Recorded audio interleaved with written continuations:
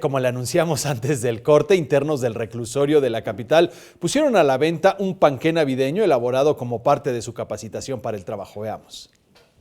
De forma especial preparan panqués de Navidad para que los capitalinos deleiten su paladar. Se trata de piezas elaboradas por internos del reclusorio norte. Hacemos una producción a como nos pidan ahora sí que la gente de arriba.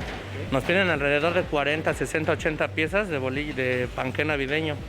O los que nos pidan, si hacemos más, tenemos que hacer más según los que requieran. Nos llevamos aproximadamente alrededor de 3 horas para hacer una producción de 60 piezas de panqué navideño.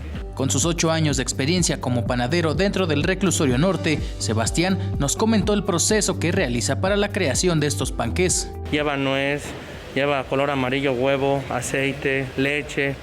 Todos esos ingredientes yo los revuelvo. Alrededor de 10-15 kilos de harina me salen alrededor de 60-70 piezas de panqué navideño. Es lo que se cose el panqué navideño, tarda 40 minutos en cocerse el pan. Ya posteriormente de ahí se arregla el pan, se decora y ya es cuando se echa en su cajita el pan.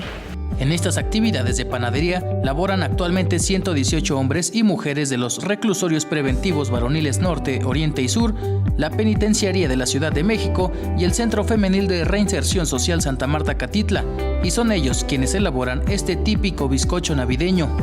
Somos 25 trabajando aquí, 25 comisionados trabajando en la panadería.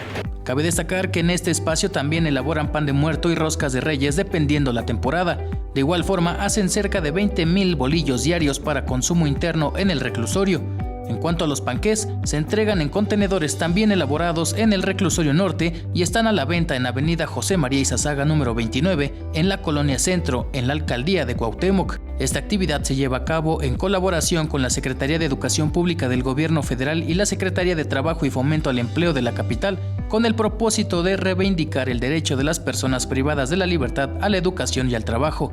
Con imágenes de Jesús Arias, Héctor Mendoza, 21 Noticias.